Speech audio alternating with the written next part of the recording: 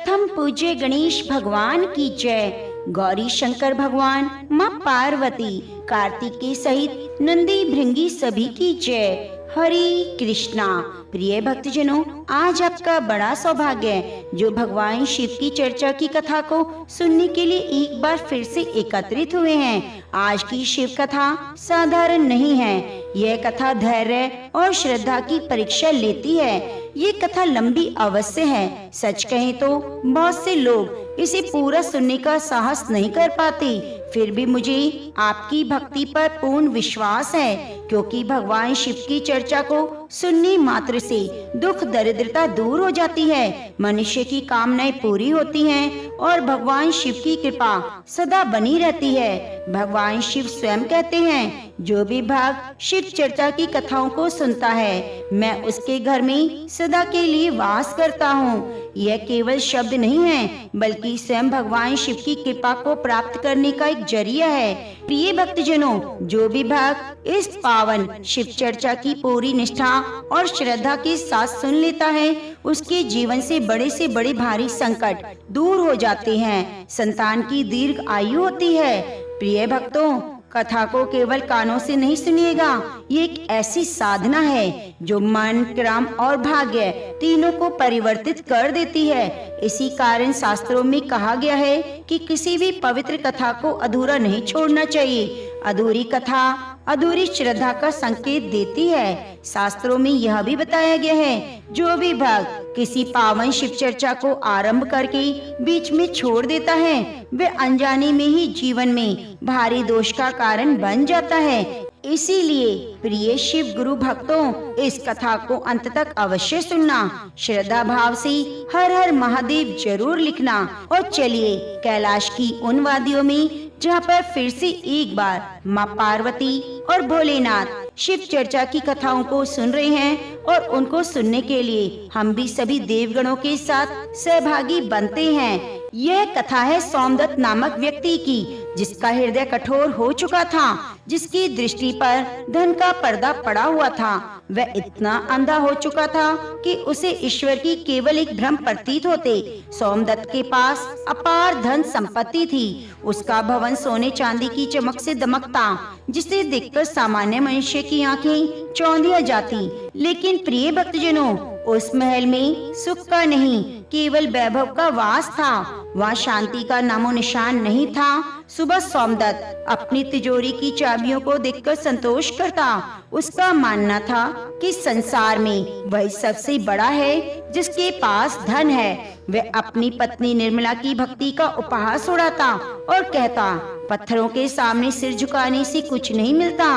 वो गर्व से कहता, उसने कभी मंदिर का द्वार नहीं छुआ, फिर भी उसके पास सब कुछ है। उसके लिए धन ही भगवान है, उसकी बाहें ही उसका भाग्य है। वो यह भूल चुका था कि उसकी हर सांस भी किसी अदृश्य शक्ति की देन है। अपने व्यापार को बढ़ाने के लिए सोमदत्त ने न जाने कितने निर्धनों की रोजी छीनी, अनगिनत लोगों की बद्दुआएं ली। उसने जीवन में सत्य और करुणा केवल खोखले शब्द थे।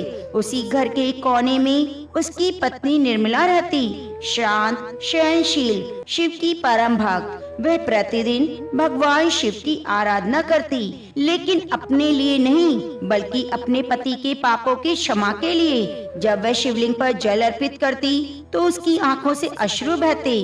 वो बस यही प्रार्थना करती, हे भोलेनाथ, मेरे स्वाद की रक्षा करना, उन्हें उस पाप की अग्नि से बाहर निकाल लेना जिसमें वे स्वयं जलते जा रहे हैं। लेकिन सोमदत्त का हृदय इतना कठोर हो चुका था कि वो अक्सर निर्मला के हाथ से पूजा की थाली छीनकर दूर फेंक देता। क्रोध में कहता, यदि इस घर में रहना है तो ये सब आडंबर छोड़ना पड़ेगा। एक दिन उसने महल में भव्य भोज का आयोजन किया। निर्मला को आदेश दिया कि वे कीमती आभूषण पहनकर आए। उस दिन भी निर्मला ने गहनों के स्थान पर रुद्राक्ष की माला धारण की, माथे पर भस्म का तिलक लगाया। जैसे वह सभा में पहुंची, सोमदत्त ने सबके सामने उसका उपहास उड़ाया, अपमानित किया, पर निर्मला मौन रही, क्योंकि उसके मन में यह अटूट विश्वास था कि उसके महादेव सब देख रहे हैं। उस क्षण सोमदत्त हंस रहा था, पर उसे यह आभास नहीं था कि उसके पतन की घड़ी आरंभ हो चुकी है। इधर निर्मला की साधना अब केवल घर तक सीमित नहीं रही। वह प्रतिदिन नंगे पांव नगर के प्राचीन शिव मंदिर जाने लगी। मार्ग में कांटे कंकड़ चुभते, पर चेहरे पर कभी पीड़ा न होती। मंदिर पहुंचकर वह प्रांगण की सफाई करती, रोगियों की सेवा करती, यात्रियों को जल पिलाती। लोग उसे नगर की रानी कहकर बुलाते, पर वह स्वयं को केवल शिव की सेविका मानती। मंदिर के एक कोने में बैठकर वे घंटों शिव पुराण का श्रवण करती, ध्यान में लीन रहती।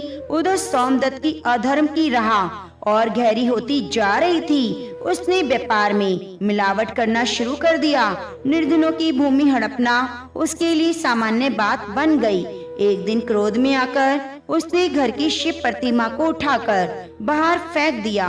गरज कर बोला, अब इस घर में कोई घंटी नहीं बजेगी। निर्मला ने चुपचाप प्रतिमा को उठाया, अपने आंचल से साफ किया और बगीचे में एक वृक्ष के नीचे स्थापित कर दिया। उसी क्षण उसने कठोर संकल्प लिया, वह अन्न का त्याग करेगी और जब तक सोमदत्त स्वयं महादेव के चरणों में शीश नहीं झुकाएंगे तब तक केवल जल पर ही जीवन यापन करेगी। सोमदत्त का व्यवहार अपनी पत्नी के प्रति निष्ठुर हो गया। जब निर्मला मंदिर से लौटकर उसे प्रसाद देने के लिए प्रयास करती तो वह हाथ झटक देता, कहता उसे राख और पत्तों से कोई नहीं लेना देना, उसे केवल सोने की चमक भाती है। अपने घमंड में डूबा सोमदत्त यह भूल गया था कि जिस धन पर उसे इतना अभिमान है वह क्षण भर में नष्ट हो सकता है। सफलता के लिए उसने झूठ, छल और अन्याय का सहारा लिया। उसने धन की शक्ति थी, उसे विश्वास था कि पैसों के बल पर सब कुछ खरीदा जा सकता है। महल जैसा घर, सेवक, अपार वैभव होने के बाद भी उस घर में वह सुख नहीं था जो किसी छोटे भक्त के आश्रय में होता है। निर्मला अपने पति के व्यवहार से भीतर ही भीतर टूटती जा रही थी, फिर भी उसने कभी प्रतिवाद नहीं किया। वह प्रतिदिन शिवलिंग के सामने बैठकर यही प्रार्थना करती, हे भोलेनाथ, मेरे स्वामी को सद्बुद्धि दो, उन्हें सत्य राह दिखाओ जिससे वे जान सकें कि वास्तविक धन, वास्तविक शक्ति क्या है। उसकी श्रद्धा अड़िग थी, पूर्ण विश्वास था एक न एक दिन महादेव उसकी पुकार अवश्य सुनेंगे। उस घर में एक और तिजोरियों की चरमराहट और सिक्कों की खनक गूंजती थी, तो दूसरी ओर निर्मला के कक्ष से ओम नमः शिवाय का मधुर शांत स्वर उठता। नगर के लोग सोमदत्त की अपार संपत्ति से ईर्ष्या भी करते थे, उससे भयभीत भी रहते, क्योंकि उसके पास शक्ति और प्रभाव दोनों थे। फिर भी कोई उसे हृदय से सम्मान नहीं देता। यह बात सोमदत्त को तनिक भी विचलित ना करती। वह अपनी ऊंची हवेली की बालकनी में खड़ा होकर नीचे झांकता तो उसे सभी लोग चींटियों के समान तुच्छ दिखाई देते। उसके मन में भ्रम बैठ चुका था कि वही इस नगर का स्वामी है। धीरे धीरे उसके भीतर यह विचार दृढ़ हो गया, उसे किसी की आवश्यकता नहीं है, न किसी मनुष्य की न ईश्वर की। वह खुलेआम कहता, मंदिर और मूर्तियाँ केवल मन का धोखा है। उसके अनुसार असली भगवान तो सोना है जो तिजोरियों में बंद है। भक्तों, यही घमंड उसे विनाश की ओर खींच रहा था, पर वह इस सच्चाई से अनजान था। उसे विश्वास था कि उसका स्वास्थ्य, उसका वैभव कभी उसका साथ नहीं छोड़ेंगे। जब निर्मला उसे समझाने का प्रयास करती, कहती समय सदा एक सा नहीं रहता, तो वह उसकी बातों को ठाके में उड़ा देता।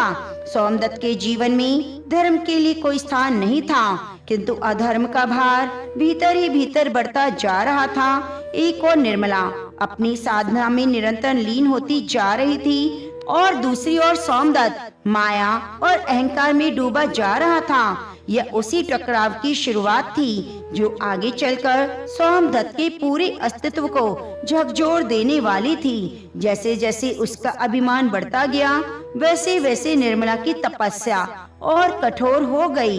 अब सोमदत्त ने खुले रूप से अधर्म का मार्ग अपना लिया।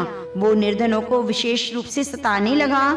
जो भगवान शिव में आस्था रखते वह उनका उपवास करते हुए कहता, यदि उनका महादेव सच्चा है तो वे इतने दयनीय क्यों हैं? सहायता के लिए क्यों उनके द्वार पर नहीं आते? सोमदत्त के कटु वचन निर्मला के हृदय को पीड़ा पहुंचाते, मानो कानों में तपता हुआ तेल डाला जा रहा हो। फिर भी वह मौन रहती। हल्की मुस्कान के साथ वे मन ही मन प्रार्थना करती, जिस दिन महादेव की कृपा का एक अंश भी उसके स्वामी पर पड़ गया, उसी दिन उसे वास्तविक धन का अर्थ समझ आ जाएगा। निर्मला की दिनचर्या पहले से भी अधिक कठोर हो चुकी थी। वो भोर से कई घड़ियां पहले उठ जाती, ठंडे जल से स्नान करती और उसी मिट्टी की शिव प्रतिमा के सामने बैठ जाती जिसे सोमदत्त ने घर से बाहर फेंक दिया था।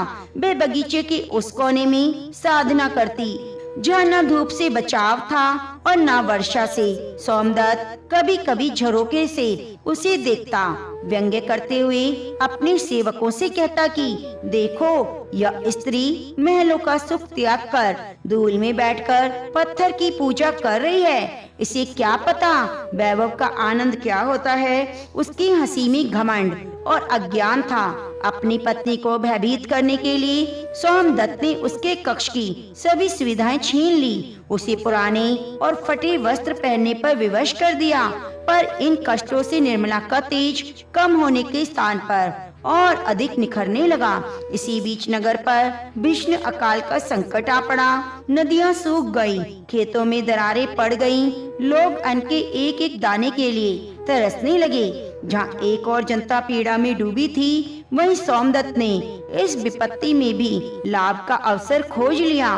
उसने अनाज का भंडार जमा कर लिया और ऊंचे दामों पर बेचने लगा। जब निर्मला ने यह सब देखा तो उसका हृदय करुणा से भर उठा। वह अपने स्वामी के चरणों में गिर पड़ी और हाथ जोड़कर विनती करने लगी। उसने कहा, ऐसा अन्याय न करो स्वामी। भूखे बच्चों की करुण पुकार सीधे महादेव तक पहुंचेगी और तब उनकी कोप को कोई नहीं रोक पाएगा। उसने भंडार खोलने, पुण्य अर्जित करने का आग्रह किया, पर सोमदत्त का मन तो पत्थर हो चुका था।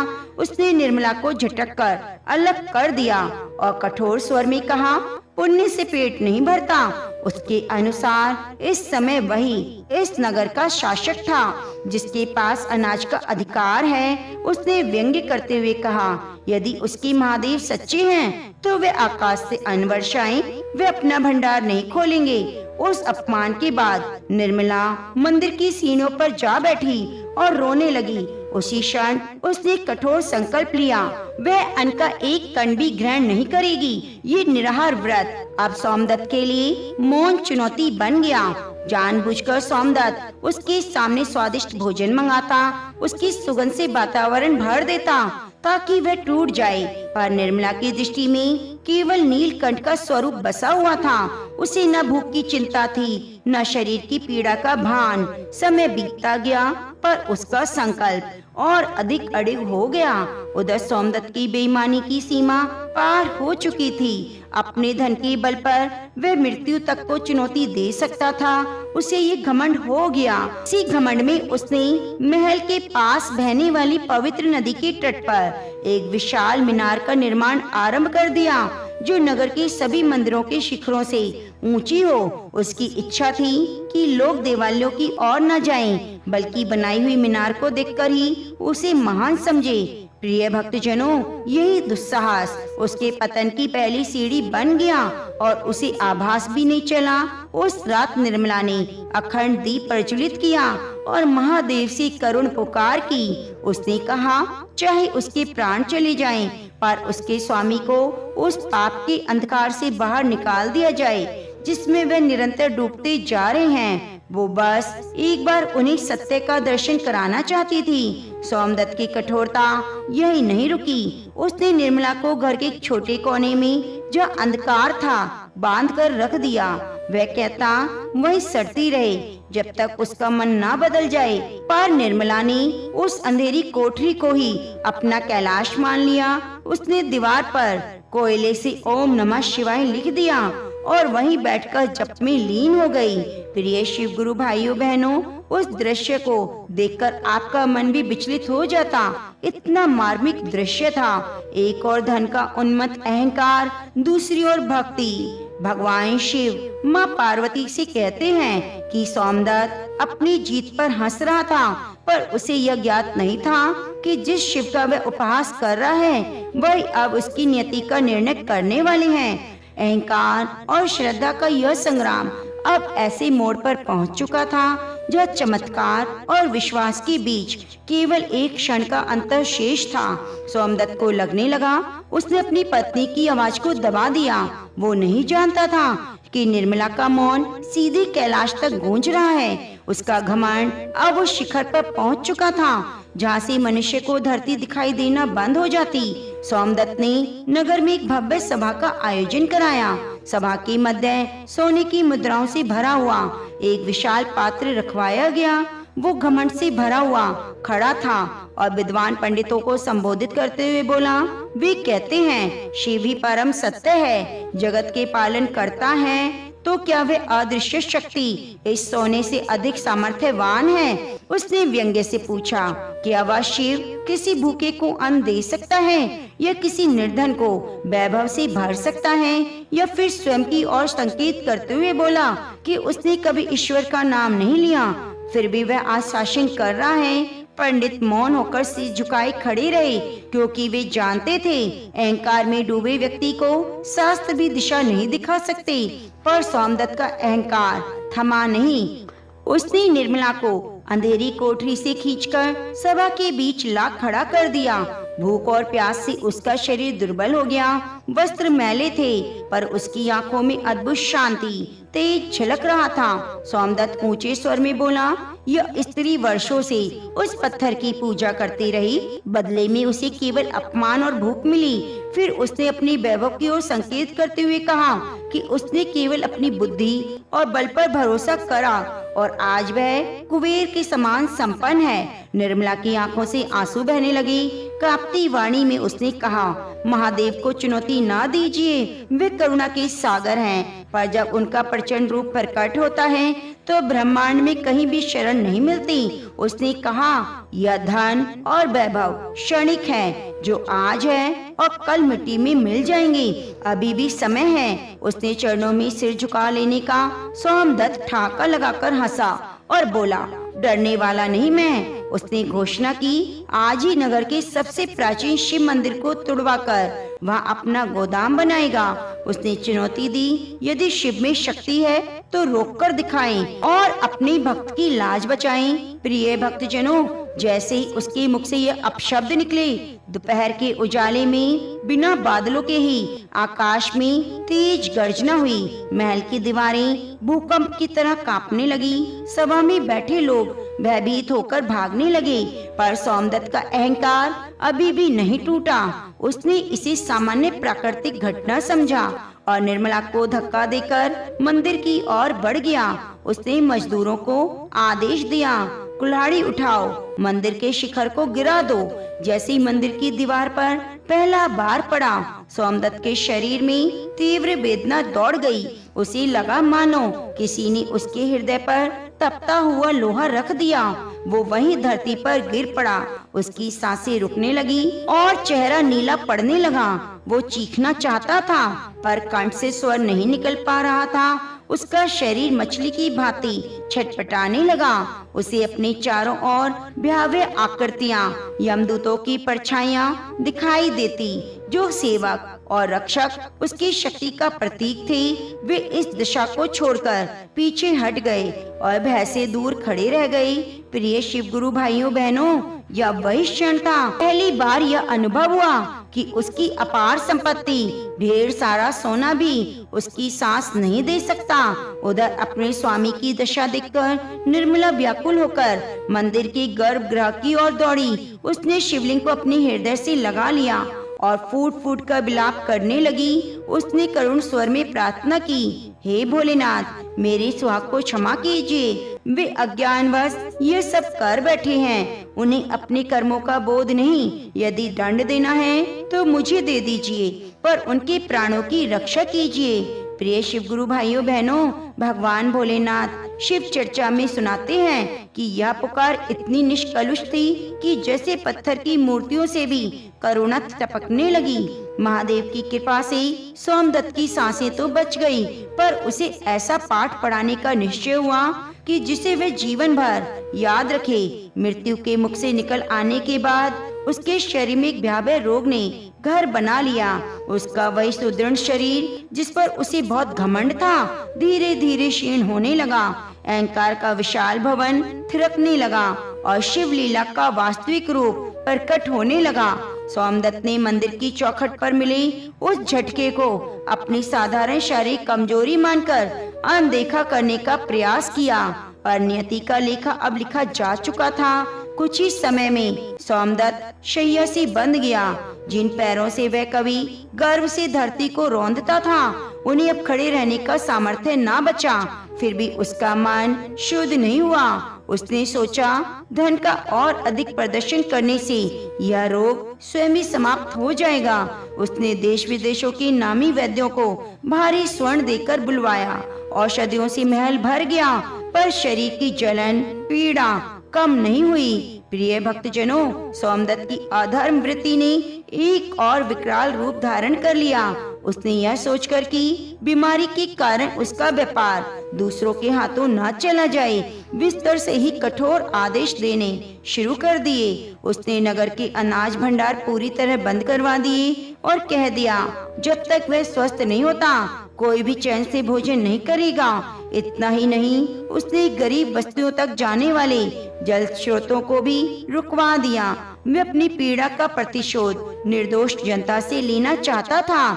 उसी भ्रम था कि दूसरों को तड़पाकर वह अपने कष्टों को कम कर लेगा। प्रिय शिव गुरु भाइयों बहनों, यह वही अवस्था थी जब मनुष्य अपने कर्मों से राक्षस बन जाता है। सोमदत्त की इस अमानवीय क्रूरता को देखकर निर्मला को तो हृदय रो पड़ा। वे अपने पति के पास पहुंची और हाथ जोड़कर विनती करने लगी कि इस अधर्म को अग्नि को और ना भड़काएं। जो पीड़ा वे सह रहे हैं वे उनके अपने कर्मों का फल है। इसे दूसरों को कष्ट देकर और ना बढ़ाएं। उसने दया की प्रार्थना की और कहा, यदि अब भी मार्ग नहीं बदला तो महादेव का अगला प्रहार सहने की शक्ति उनमें ना बचेगी। पर सोमदत्त क्रोध से भर उठा। उसने निर्मला के मुख पर पानी उछाल दिया और कठोर स्वर में कहा, मुझे उपदेश मत दो। क्रोध में अंधे सोमदत्त ने आरोप लगाया कि ये सब उसकी पूजा का परिणाम है। उसने कहा, निर्मला ने जानबूझकर महादेव से प्रार्थना करके उसे बीमार किया है ताकि वह इस महल की मालकिन बन जाए। यह सुनकर निर्मला अपाक रह गई। उसके मुख से कोई उत्तर न निकला। वह चुपचाप बाहर आई, अपने पास थोड़े से गहनों की पोटली निकाली जिसे उसने निर्धनों में अन्न बांटने के लिए भेज दिया। उधर सोमदत्त की व्याधि अब और अधिक गहरी हो गई। उसके शरीर पर बड़े बड़े फोड़े आ गए, दुर्गंध फैलने लगी। जो सेवक कल तक उसके चरणों में सिर झुकाते थे अब उसके कक्ष में भी नहीं आते। जो मखमली शैया पर पड़ा रहता था, पर उसे ऐसा लगता मानो अनेकों बिच्छू एक साथ उसे डंक मार रहे हों।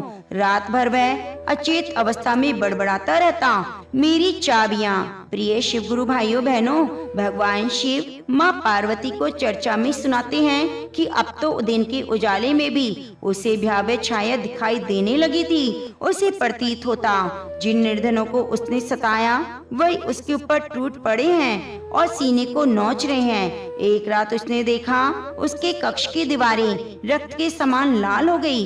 भय से कांपते हुए उसने निर्मला को पुकारा। निर्मला तुरंत दौड़कर आई, पर उसी समय सोमदत्त को कमरे के कोने में मृत्यु का दूत दिखाई दिया। उसके हाथ में जलता हुआ पाश था। वह धीरे धीरे सोमदत्त की तरफ बढ़ रहा था। वह से चिल्लाते हुए सोमदत्त बोला, वह उसे लेने आया है। निर्मला ने तुरंत गंगा जल की कुछ बूंदें उसके ऊपर छिड़की और ऊंचे स्वर में महामृत्युंजय मंत्र का जाप करना आरंभ कर दिया। प्रिय शिव गुरु भाइयों बहनों, महामृत्युंजय मंत्र की शक्ति से वह आकृति धीरे धीरे अदृश्य हो गई, पर सोमदत्त की स्थिति और भी ज्यादा खराब हो गई। छल और अन्याय से अर्जित किया हुआ धन किसी काम में नहीं आया। सबका कहना था कि यह रोग औषधि से नहीं, केवल प्रार्थना से शांत होगा। वो तिजोरी की चाबियां तकिए के नीचे दबाकर सोता, फिर भी उसे एक क्षण का सुकून नहीं मिलता। उसे लगता उसकी तिजोरी में रखा सोना अब काले कोले में बदल चुका है। यह भ्रम नहीं था, बल्कि उसके पापों का आवरण था जो धीरे धीरे हटने लगा। इधर निर्मला एक और कठोर व्रत का संकल्प लिया। उसने निश्चय किया वह मंदिर की सीढ़ियों पर ही रात्रि बिताएगी और तब तक घर नहीं लौटेगी जब तक सोमदत्त स्वयं अपने अपराधों की क्षमा याचना नहीं करेगा। प्रिय भक्तजनों, उस विशाल महल में सोमदत्त अब बिल्कुल अकेला था। उसके पास धन था पर अपना कहने वाला कोई नहीं। अब उसे यह सत्य समझ आने लगा कि बेईमानी से साम्राज्य खड़ा किया जा सकता है पर शांति नहीं खरीदी जा सकती। सोमदत्त का अभिमान अब धीरे धीरे टूटने लगा। सोमदत्त का अहंकार अब उस मोड़ पर आ खड़ा हुआ जहाँ एक और गहन अंधकार था, दूसरी ओर प्रायश्चित कठिन किंतु कल्याणकारी रहा। निर्मला के घर छोड़ने के बाद उसे लगा अब वह निश्चिंत होकर सांस ले पाएगा, पर हुआ बिल्कुल उल्टा। उसका वही विशाल महल अब उसे भयभीत करने लगा। दीवारें मानो घूर रही थी, हर कोना उसे अपराध का बोध करा रहा था। रात के सन्नाटे में जब हवा खिड़कियों से टकराती तो उसे लगता जैसे उन अनाथों की सिसकियां गूंज रही हैं, जिनका अधिकार उसने छीना था। सोने से सजे कक्षों में अब उसे शमशान जैसा महसूस होने लगा। वैभव होने के बाद भी वह बिल्कुल अकेला था। निर्मला मंदिर की सीढ़ियों पर शयन बना लिया। वह प्रातः की ओस में भीगती और रात्रि की कठोर ठंड में केवल एक साधारण वस्त्र धारण कर ओम नमः शिवाय का जाप करती। नगर निवासी उसे देखकर भावुक उठते और कहते, देखो एक नारी अपने पति के पापों का प्रायश्चित स्वयं कर रही है। निर्मला ने अब मौन व्रत धारण कर लिया। उसने महादेव से संकल्प लिया, जब तक उसके स्वामी स्वयं शिव का नाम नहीं लेंगे तब तक वह संसार से एक शब्द भी नहीं बोलेगी। उसकी साधना अब शब्दों से परे होकर आत्मा की पुकार बन चुकी थी। इधर सोमदत्त की बीमारी अब हड्डियों तक पहुंच गई। उसका शरीर गलने लगा, पीड़ा असहनीय हो गई। एक दिन उसने अपने सबसे विश्वास पात्र मुनीम को बुलाकर कहा, खजाने में 100 स्वर्ण मुद्राएं निकालकर मंदिर के बाहर बैठे भिखारियों में बांट दी जाए, शायद उससे कष्ट कम हो जाए। पर जैसे ही मुनीम खजाना खोलने गया, वह भय से चीखता हुआ लौट आया। कांपते स्वर में उसने कहा, महाराज, संदूकों में सोना नहीं, काली राख और बिच्छू भरे पड़े हैं। यह सुनते ही सोमदत्त तो सन्न रह गया। वह स्वयं को घसीटते हुए खजाने की ओर बढ़ा। बीच रास्ते में ही गिर पड़ा। उसे दिखा जो धन उसने छल से लिया वही अब उसके वास्तविक रूप में प्रकट हो रहा है। उसी क्षण उसे निर्मला की याद आई। कैसे वह उसके कटु वचनों पर भी मुस्कुरा देती थी, कैसे सड़ते घावों को बिना घृणा के साफ करती। उसने अपने सेवकों को आदेश दिया, तुरंत निर्मला को वापस लाया जाए, कहा जाए सोमदत्त मृत्यु के निकट है। सेवक मंदिर पहुँचे। निर्मला अपने स्थान से तनिक न हिली। उसने केवल भूमि पर उंगली से लिखा, शिव की शरण में आओ। जब यह संदेश सोमदत्त तक पहुंचा, तो उसका पुराना क्रोध फिर जाग उठा। उसने चिल्लाकर कहा, वह मर जाएगा पर उस पत्थर के आगे सिर नहीं झुकाएगा। प्रिय शिव गुरु भाइयों बहनों, जैसे यह शब्द उसके मुख से निकले, कमरे में एक भयावह आकृति प्रकट हुई। वह कोई साधारण प्राणी नहीं था, बल्कि सोमदत्त के पापों का साक्षात रूप था। उस आकृति ने उसका गला पकड़ लिया और हवा में उठा दिया। सोमदत्त की सांसें रुकने लगी। आंखों के सामने पूरा जीवन घूमने लगा। उसने एक एक कर अपने अपराध याद आने लगे। कैसे उसने निर्धनों को कुचला, कैसे उसने देवालय का अपमान किया। उस क्षण उसके मन में पहली बार भय ने जन्म लिया। यह भय मृत्यु का नहीं था, बल्कि उन कर्मों के परिणाम का था जिनके बीज उसने स्वयं बोए। उधर मंदिर में ध्यान मग्न बैठी निर्मला को अचानक आभास हुआ, उसके स्वामी के प्राण गंभीर संकट में हैं। उसने नेत्र मूंद लिए और महादेव के चरणों में शीश झुकाया। करुण स्वर में उसने प्रार्थना की, हे मृत्युंजय, हे करुणामय प्रभु, यदि मेरी सेवा में तनिक भी सत्य है तो मेरे पति को उस अंधकार से बाहर निकालें। उन्हें मृत्यु नहीं बल्कि आत्मबोध मुक्ति पथ दीजिए। निर्मला के संकल्प में ऐसी दिव्य शक्ति थी कि काल के दूत भी ठिठक गए। जैसे सोमदत्त का गला छूटा, वे बिस्तर पर गिर पड़ा और बच्चों की तरह रोने लगा। अब उसे भली भांति समझ आ गया कि उसका वैभव अहंकार उस अदृश्य सत्ता के सामने धूल के कण के समान भी नहीं। कांपती हुई आवाज में उसने पहली बार पुकारा, निर्मला मुझे बचा लो, महादेव मुझे क्षमा करो। जैसे ही उसके मुख से महादेव का नाम निकला, उस अंधकार में कक्ष में एक दिव्य सुगंध फैल गई। यह पुकार केवल उसके कंठ से नहीं, उसकी आत्मा से निकली थी। उसे अनुभव हुआ मानो भीतर वर्षों से धक रही आग पर किसी ने शीतल जल की धार डाल दी हो। किंतु पापों का लेखा सरल नहीं होता। उसके भीतर का अहंकार अभी पूरी तरह समाप्त नहीं हुआ था। उसका झुकना अभी भय से था, पूर्ण समर्पण नहीं। अंतर्यामी महादेव ये भली भांति जानते थे, इसलिए उसके शरीर की व्याधि तत्काल शांत नहीं हुई। अगली सुबह निर्मला मंदिर से महल लौटी। जब वह सोमदत्त के कक्ष में पहुंची तो उसकी आंखों में करुणा के आंसू थे। निर्मला को देखते ही सोमदत्त ने कांपते हाथ उसकी ओर बढ़ाए, भर्राई आवाज में कहा, मुझे मंदिर ले चलो, उसी पत्थर के पास जिसे मैं कभी व्यर्थ कहा करता था। अब इस महल का सन्नाटा मुझे डराने लगा है। निर्मला ने कुछ कहे बिना उसे सहारा दिया। जो सोमदत्त कभी हाथियों में बैठकर, पालकियों में बैठकर निकलता था, वही आज पत्नी के कंधे के सहारे लंगड़ाता हुआ मंदिर की ओर बढ़ चला। नगर निवासी यह देखकर हैरान हो गए। कभी जिनके भय से लोग मार्ग बदल लेते थे, आज दयनीय दशा देखकर कोई हंसा तो किसी की आंखें नम हो गई। उसका गलता हुआ शरीर, पीड़ा की गंध लोगों को दूर हटने पर विवश कर रही थी। उसी क्षण सोमदत्त को पहली बार महसूस हुआ कि जब मनुष्य के पास कुछ भी नहीं बचता, तब उसके कर्म और ईश्वर का नाम ही वास्तविक सहारा है। मंदिर की सीढ़ियाँ उसके लिए पर्वत समान कठिन थी, पर हर पायदान पर उसने एक एक पाप का स्मरण होता आया। वो बार बार लड़खड़ाता, गिरता, निर्मला थाम लेती। जैसे ही दोनों मंदिर की गर्भगृह के द्वार पर पहुँचे, सोमदत्त की आंखों के सामने एक अलौकिक तेज आ गया। उसे अनुभव हुआ मानो स्वयं नंदी बाबा उसे भीतर आने का संकेत दे रहे हैं। कांपते शरीर से शिवलिंग के सामने दंडवत हो गया। लंबे समय तक वहीं पड़ा रहा, आंसू बहाता रहा। उस क्षण उसे ना तो धन की कामना थी और ना ही रोग मुक्ति की याचना। बस इतना बोला, हे भोलेनाथ, मैंने जीवन भर तुच्छ धूल को भी सब कुछ समझा, सोने को ईश्वर मान लिया। आज ज्ञात हुआ सच्चा वैभव तो आपके चरणों की रज है। मुझे क्षमा कर दीजिए प्रभु। भक्तों, उसके हृदय से निकले इस सच्चे पश्चाताप से वातावरण में एक विचित्र कंपन फैल गया।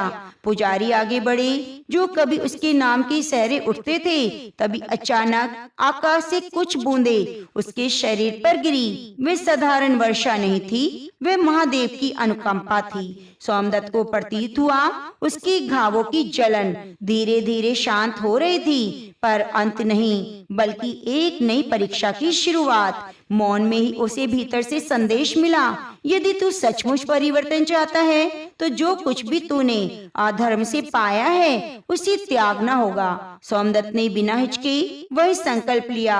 मंदिर प्रांगण में खड़े होकर उसने नगर वासियों से कहा, आज से सोमदत्त के पास कुछ भी नहीं। यह महल, धन, भंडार अब मेरे नहीं महादेव के हैं। तिजोरियां खोल दी जाएं। जिन्हें मैंने कभी पीड़ा दी वे आएं, अपना अधिकार ले जाएं। यह सुनते पूरे नगर में हलचल मच गई। कुछ लोगों ने नाटक समझा, पर निर्मला जानती थी ईश्वर ने उसके पति के भीतर पत्थर को पिघला दिया है। सोमदत्त ने अपनी बहुमूल्य रेशमी चादर उतार दी, साधारण सूती वस्त्र धारण किए, मंदिर के कोने में छोटा सा स्थान चुना, वहीं बैठकर भक्ति का मार्ग अपनाने का निश्चय किया। जिस महल में कभी अहंकार का साम्राज्य था, वह सेवा और विश्राम स्थल बन गया। सोमदत्त का पश्चाताप केवल वचनों तक सीमित नहीं रहा, बल्कि उसके आचरण में उतरने लगा। असली त्याग वही होता है जो सब कुछ छोड़ देने के बाद भी मन में कोई पछतावा शेष ना रहे। अब वह मंदिर के छोटे से कोने में रहने लगा, जिसके संकेत पर कभी सैकड़ों सेवक दौड़ते थे।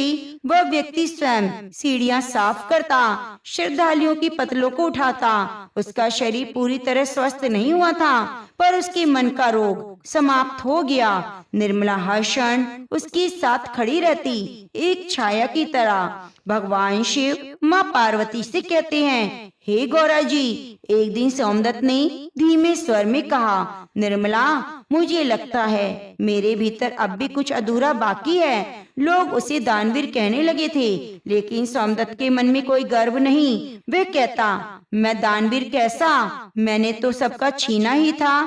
जो निर्धनों से छीना, मैं उनका लौटा रहा हूँ। फिर मेरे पास ऐसा क्या है? मैं तो सच में महादेव को जो अर्पित कर सकूं, सब तो मैंने लूटा। निर्मला यह सुनकर शांत मुस्कान से बोली, स्वामी, मनुष्य का वास्तविक स्वामित्व केवल उसके अहंकार पर होता है। धन संपत्ति तो क्षणिक है, हाथ का मैल है। जिस दिन आप स्वयं को पूर्ण शून्य मान लेंगे, उसी दिन महादेव आपको अपना लेंगे। प्रिय भक्तजनों, उसी रात सोमदत्त की आस्था की एक और कठोर परीक्षा हुई। नगर के कुछ लोभी व्यापारी, जो कभी उसके मित्र कहलाते थे, आपस में षड्यंत्र रच बैठे। उन्हें लगा सोमदत्त ने अब भी कहीं न कहीं गुप्त खजाना छिपा रखा है। अंधेरी रात में वे छोटी कुटिया में घुस आए और डराने लगे। उन्होंने उसकी गर्दन पर तलवार रखी। अब वह साधु बनने का नाटक छोड़ और बता, बाकी सोना कहाँ छिपाया है? सोमदत्त तनिक भी विचलित नहीं हुआ। उसने आंखें मूंदी और शांत स्वर में बोला, मेरा असली धन अब कैलाश पर है, जहाँ तुम्हारी तलवार नहीं पहुँच सकती। मेरे पास देने को कुछ नहीं, यदि तुम्हारे काम आए तो ले जाओ। क्रोध में अंधे होकर उन लोगों ने कुटिया में आग लगा दी। लपटें उठने लगी, आकाश तक पहुंचने लगी। बाहर खड़ी निर्मला व्याकुल हो गई। जबकि सोमदत्त अग्नि के बीच में बैठकर ओम नमः शिवाय का जप कर रहा था। तभी एक करिश्मा हुआ। आग ने उसे जलाने की बजाय मानो शीतलता चंदन की भांति देना शुरू कर दिया। जो लोग यह दृश्य देख रहे थे, वे सोच में पड़ गए। जैसे जैसे लपटें उठी, सोमदत्त के शरीर के बचे हुए घाव मिटने लगे, त्वचा सोने की तरह चमकने लगी। दुष्ट व्यापारियों के हाथों से हथियार छूट गए और वे भयभीत होकर चरणों में गिर पड़े। प्रातः होते होते यह समाचार पूरे राज्य में फैल गया कि सोमदत्त पर स्वयं महादेव की कृपा हुई है। राजा स्वयं वहां आया। उसने सोमदत्त को नमन कर राजगुरु बनने का आग्रह किया, पर सोमदत्त ने विनम्रता से कहा, महाराज, जो एक बार महादेव का सेवक बन जाए, वह फिर किसी सांसारिक पद का आकांक्षी नहीं रहता।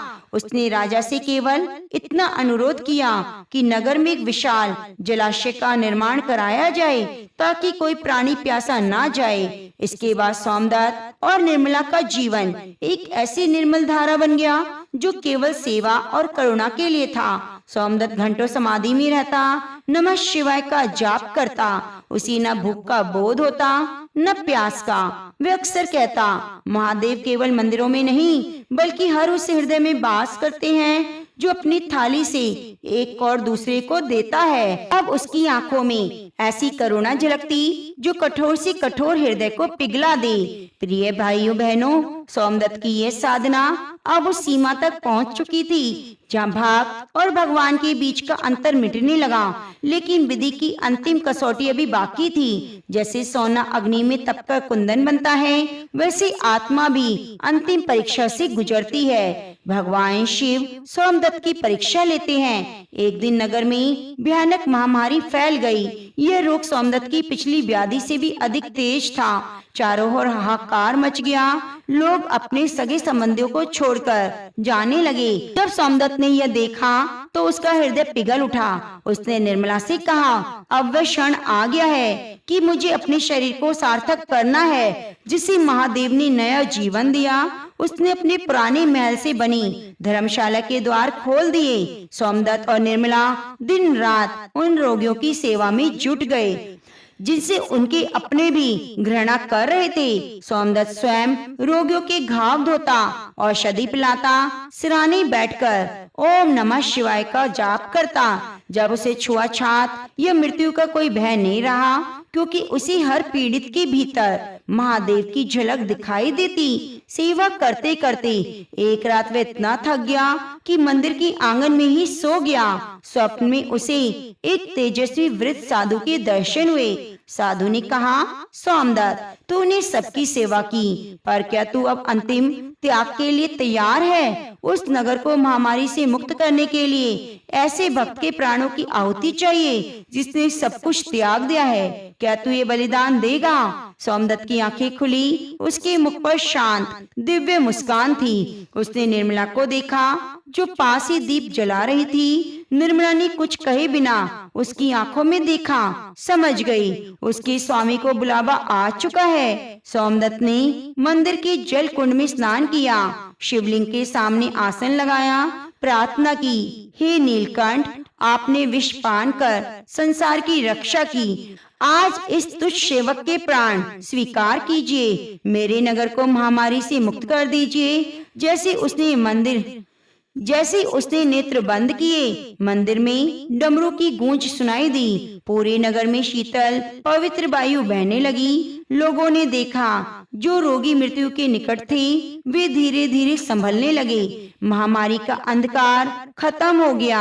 अगली सुबह जब सूर्य की किरणें मंदिर पर पड़ी तो लोगों ने देखा सोमदत्त का शरीर शांत, स्थिर और मूर्ति सा हो चुका था। उसके मस्तक पर एक अलौकिक तेज था। उसके समीप बैठी निर्मला ओम नमः शिवाय का जप कर रही थी। सोमदत्त के प्राण उड़ चुके थे, पर जाते जाते पूरे नगर को जीवन का वरदान दे गया।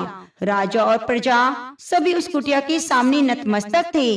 तभी आकाश से पुष्पों की वर्षा हुई। दिव्य विमान आत्मा को लेने आया।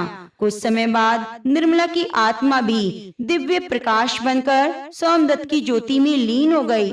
सोमदत्त का समस्त अहंकार टूट गया, शरीर गल गया, वैभव नष्ट हो गया, धन हाथ से चला गया, पर अंत में उसने वह पा लिया जो युगों की तपस्या से भी दुर्लभ है। भगवान शिव का सानिध्य है। आज भी उस नगर में ये गाथा गूंजती है। कैसे एक अहंकारी पापी एक पतिव्रता नारी की भक्ति अपने सच्चे पश्चाताप के बल पर महादेव को प्रिय बना लेती है। प्रिय भक्तजनों, शिव चर्चा की कथा कोई साधारण कथा नहीं है। यह मनुष्य के जीवन को बदलने का सामर्थ्य रखती है। ये सिखाती है भगवान शिव जब चर्चा करते हैं तो वे केवल एक चर्चा के लिए कथा नहीं सुनाते, बल्कि जीवन को जीने का सही राह दिखाते हैं। तो प्रेम से बोलिए शिव गुरु की जय। प्रिय भक्तजनों, यदि आप भी शिव गुरु की सच्चे भक्त हैं तो कमेंट बॉक्स में शिव गुरु की जय जरूर जरूर लिखिए। मिलते हैं आगे की ऐसी पवित्र कथाओं के साथ। आपसे निवेदन है नित्य प्रति आने वाली कथाओं को जरूर जरूर सुनिए और अपना सहयोग ऐसे ही प्रदान करते रहिए। भगवान शिव की कृपा सदा आपके ऊपर बनी रहे।